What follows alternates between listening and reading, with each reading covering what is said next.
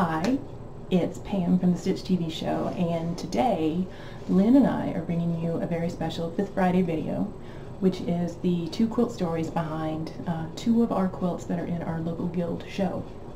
So, the show actually happens June 6th through the 8th, so if you're in the Atlanta area, please stop by the Cobb County Civic Center and see these and, gosh, 342 other quilts. So, the one that I finished is something that I've talked about as being my only UFO. And now I don't know that I have another one other than I do. It's a hand quilting one. But back to this one. This is a quilt that I started back in 2013. I had taken a class with Adita Sitar on her Dresden plate technique, which is, you know, this motif here. Now, her pattern just had Dresden plates kind of set with some sashing, the blocks were on point, there was some nice big floral fabric used for setting triangles. It was a perfectly lovely pattern, but when I started making these Dresden plates, to me they looked more like flowers because the length of the blade in proportion to the center, the blades were a little shorter compared to other Dresden plates that I had seen. And I really love the little design element that she's got here. Jet is also a fan. He's coming to help out with this video. Thank you, Jet. So, I started getting it in my head that I wanted to make this Dresden Garden. So, having finished most of my Dresden plates, and I knew, like, oh, I'll have some full flowers, I'll do some half flowers on the border, I'll do some quarter flowers, and then I got stuck. I got to the point where I had appliqued the stems, and I had picked a leaf shape. Actually, I had drawn a leaf shape because I couldn't find anything I liked, and kind of got the center put together, and it sat like that for about 3 years because I wasn't quite sure what I wanted to do with the borders. I knew I wanted to do something that looked like diamonds-ish around the outside border. Ultimately, you can see I did not do that. I went with 3-inch finish 9 patches, and so there's a bit of math in getting all this sketched out, because I knew my center is based on 1.5-inch finished squares pieced in with some bigger squares as well, because I like that look of a tonal pieced background. And then I had to do the math to figure out this border, and then to get it to the right size to do 3-inch 9 point, 3-inch 9 patches on point. Holy moly, that was a lot of math. And then I just pieced enough of the outer border to make it work so that it was in balance. And I got the top finished a year and a half ago, and then sat on that for another bit. And then, when the call for quilts went out for our guild show, I had already entered. I had entered one that I knew was finished. And then I thought, I could stretch. Maybe enter 3 more. One, you know, one that was close to finishing, and you guys have seen that story. It's the story of My Brain is a Jerk. There's another video for that I'll link to up in the corner. And then I thought, well, I've got my Bluebird of Happiness top all hand appliqued, and it just needs to be quilted. I could probably quilt that by the deadline too. And it's small, it's like 24 inches square. So I entered that one as a top that was not quilted. And then I thought, oh heck, why not? We'll just enter Dresden Garden, and it probably won't get in, because if it did, gosh, yeah, that would mean that I had a lot of quilts in the show. I mean, I could have ended up with just one, and that would have been fine, but I thought there's no way they're going to accept 4, and hopefully if they don't accept 1, it'll be Dresden Garden, because that is the one that has the most complicated quilting in it, that is the furthest from being finished. And so there was a good 2 weeks of anxiety of me thinking, oh crap, I wonder if I'm actually going to have to quilt this between when I entered it and when I heard. In the meantime, I got Bluebird of Happiness quilted, because again, that was smaller, and then I just kind of thought about this one and started thinking, well, I should probably just quilt it anyway, because again, it's been sitting unfinished for 6 years. So, there were some hand quilting elements that I wanted in there. You'll see a heavier outline around the ghosted Dresden plates, and then some of the leaves are ghosted as well. So I knew after I hand stitched those in, I was going back in with colored thread to quilt over them to draw those out. So I had to do all that first, and then there's another video series that I did on the cross hatching and the micro stippling that I used in the background. Jet really would like me to pet him now. So yeah, once I got the center quilted, it was a matter of, oh crap, now I have to do that through all the border, and this border is huge because I mimicked that crosshatch design, but the squares on the outer border are slightly smaller than the inside. So it took forever. But fortunately, I got the quilting done. I got the hand binding done 2 nights ago. Actually, I got it quilted. I sat on it for another week and a half and thought, I need a break. The time to turn the quilt in is not until Sunday. As I'm recording this, it is Wednesday. So I got the binding done. I still need to sew the label and the sleeve on the back, but that is a dedicated Friday night activity for me. So then I will have a day of luxury of Saturday knowing that my quilt is finished before I have to turn it in Sunday for the show. I'm so glad it's done. And really the story of this quilt is the story of working on a quilt and letting it be the right time for the skills for your vision catch up to your physical skills. Because when I was designing this quilt in my head, the top, I knew I wanted to crosshatch and micro stipple, but I also knew I had never done ruler work before, and that it was going to be a stretch for me. And so I just sat on it until I figured it out. And it wasn't until actually I did one of our patterns in regards that I'm actually looking at, it's hanging right next to the quilt over here opposite me, that I did the cross hatching and the micro stippling, and I thought, huh, look at that, I could do it. Go me. Now the scale is bigger, so there was a little more tugging and wrestling, but if you are working on a quilt and you are waiting or putting it off, not working on it, and you're trying to figure out why, think about what is the vision for that quilt in your head, and is it because what you want to do with it is something that you haven't mastered yet. Now there is something to be said for done is better than perfect, and there are pieces in this quilt where I've quilted, and the squares where the cross hatching is not exactly square. They're a little rectangular. That's okay, because it's done, and I'm happy with it. And I will continue to refine my diagonal cross hatching with rulers, and the next quilt that I do will be even better. But if you're sitting on a quilt on a UFO because you're thinking you just can't do it, that's fine. It's going to take you 6 years, 7 years, 20 years. There may be something that you're sitting on that you've inherited that you don't want to touch because you're worried you're going to ruin it. And eventually you'll get there. And if you feel like you never want to get there and it's not your bag, I have been given permission many times by a friend that if it's a quilt that is not for me anymore, to just let it go. And I knew that this was a quilt for me, and so I didn't let it go. And I'm happy with how it turned out. But there are other quilts where I haven't been happy and didn't think I had the skills, and I did let it go. So there's not necessarily one message and goal from this. It's to say that it's your quilt, do what you want with it. And if you had started this quilt and then thought you hated it, throw it in the trash. But if you wanted to sit on it and work towards improving and meeting a goal, perfectly okay too. So I am happy with it. Again, if you're in town, please stop by the quilt show. Lynn and I are both working in different areas of it, and even if you're not, please stay tuned to our channel, and we'll talk again soon. Hi everyone, it's Lynn from The Stitch. I know you just watched Pam's story about her quilt that she's entering into the East Cobb Quilt Guild show. So this is my entry. It's called Identity. And Pam said that we were supposed to tell the stories behind our quilts today. And so, mine's a long story, I think, but I'll try to encapsulate it. So, I don't know if most of you know this, but I am a Christian. And so a lot of my quilts have very spiritual journeys for me, processes for me. Especially my show quilts are very much born out of my relationship with God and what I'm walking through in my life at that time. So this is a part of that journey, really.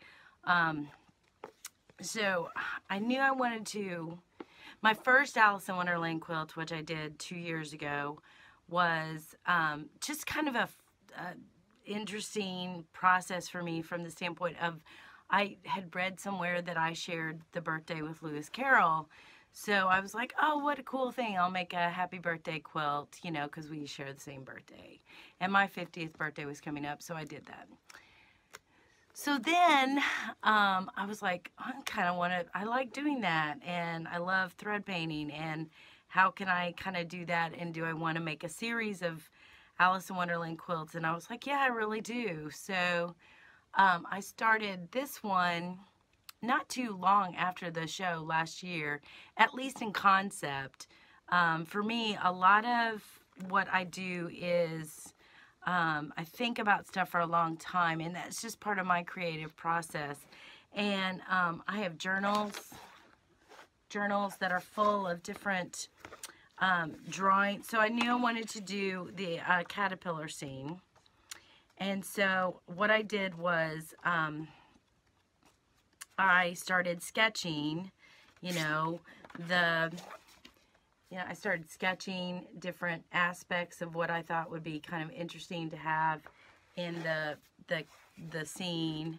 And then part of it is, I go to a small church, and so I always have my sketch pad with me when I'm at church. And so sometimes it's just scripture that I've written down that I've focused on or that was important to me. And so all of this is kind of my journey. So I started this quilt and I knew I wanted to do this. And then I realized that this quilt, what I was studying about or what I was looking at in my personal life was identity. And I felt like the caterpillar scene really kind of touched on that. Like, who are we and what is our identity? And so I did like a couple of studies. I did a study by Havilah Covington called Leap Into Love. And that's living life on purpose, being present in your life. And so I did that study, and then I decided, well, because this caterpillar's asking this question, who are you? And then Alice's response on there is, I knew how I was this morning, but I've changed a few times since then. And I feel like that's kind of my journey. Like, I think you start out knowing who you are in college or high school or whatever, but life happens and things change and they affect you, and they affect how you view things, and they affect how you, approach life. And so I spent a lot of time, again, drawing. I spent a lot of time thinking about that and what are my core beliefs and all that kind of stuff. So I decided that I wanted to do the scene with the caterpillar and then Alice asking that question. And then I decided I needed to answer that question of who am I and what is my purpose kind of thing. So I came up with a variety of I am statements. And this is what I want to be, where my journey is, where I'm walking, that kind of stuff. So I've written in the quilting, in the thread painting, I've written all these different I am statements and around the butterflies. And I very specifically chose butterflies because I feel like they are a symbol of change, a symbol of growth, a symbol of renewal, a symbol of, going from the struggle of whatever it was that you've walked through to, the new life or the new, who you really are. So the I am statements that I put in here are, I live for a higher purpose, I'm valuable, I'm full of potential, I'm in progress. That's so true. My life counts, my presence matters, I believe in the power of one. I'm blessed with every spiritual blessing.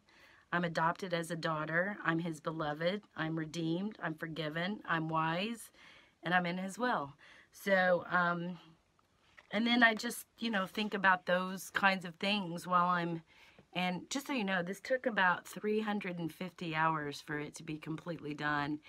And that's from concept to sketching to me, drawing it out on the fabric itself, it is a whole cloth. Oh, somebody asked about that. So what a whole cloth means is it's just a piece of fabric. It's a very old technique. And so it's just quilted. There's no piecing. I haven't joined any piece of fabric together, except for on the back. My backing's joined, but the top of it is just one piece of fabric. And there are whole cloths that technically will have seams, but they will be the same fabric, so that it's, you know, you're just looking at the quilting. You're not looking at any, you know, blocks that are pieced. That's what a whole cloth is. So, and I think that for me, this quilt has represented just kind of that journey of who I am. And I hid scriptures. Like, I always hide stuff in my quilts, but if you get up close, there's scriptures in there. I do have a what I consider my life chapter, and this is going to be kind of vulnerable, but so my husband and I have walked through infertility for 20 years. We tried to have children and just couldn't, and very hard place to be in sometimes. But I couldn't let that define who I am, and I didn't want any root of bitterness in me because of this not being able to have children.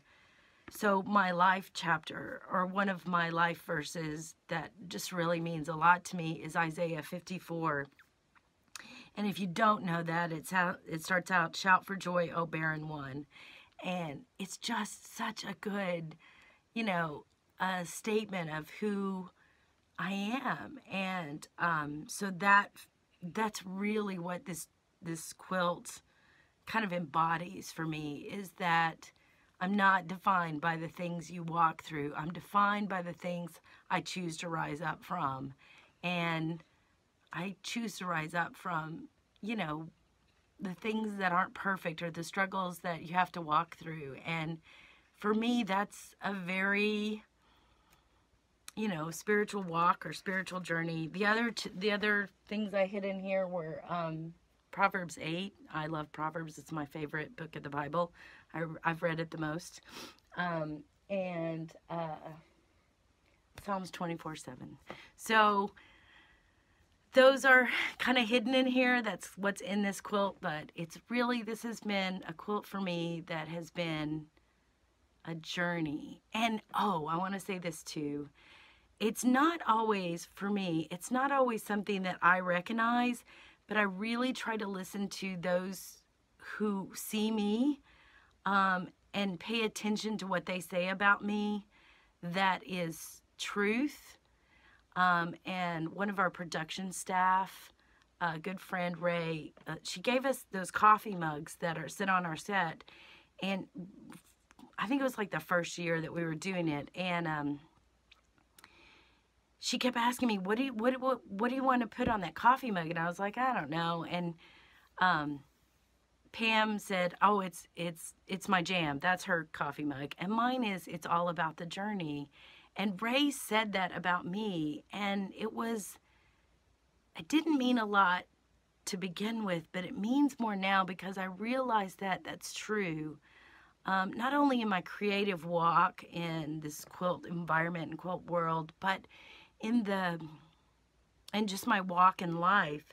And I think it has to do with, I'm in, you know what I mean? Like, I think my favorite scene from The Hobbit is where he signs the contract and he runs down there to say, I'm going, I'm on it. And so, you know, that's where I am in this journey. I don't know where the stitch is going to take us, and I don't know where, you know, everything's going to happen. And if you ask me, you know, 5 years ago what it was going to be to where it's going to be now, gosh, I couldn't have answered that question and been right. But it's all about the journey. And so for me, that's kind of the identity issue, is that I'm learning who I am. I'm discovering who I am and who I want to be. And I choose to declare these things over me, so that my experience, my declarations become my reality. And so I want to be these things, and I want to walk in this way.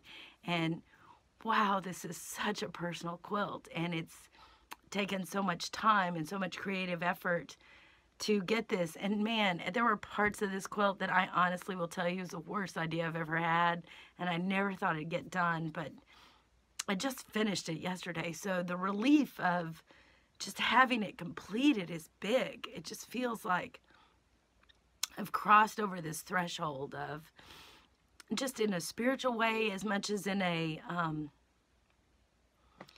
you know, in a creative way too. And here's what I watch and I listen to tons of sermons and all those kinds of things, but I was listening to Brene Brown, who does this really good TED Talk on Netflix, and she talks about how vulnerability is the birthplace of creativity, and it's also the birthplace of joy.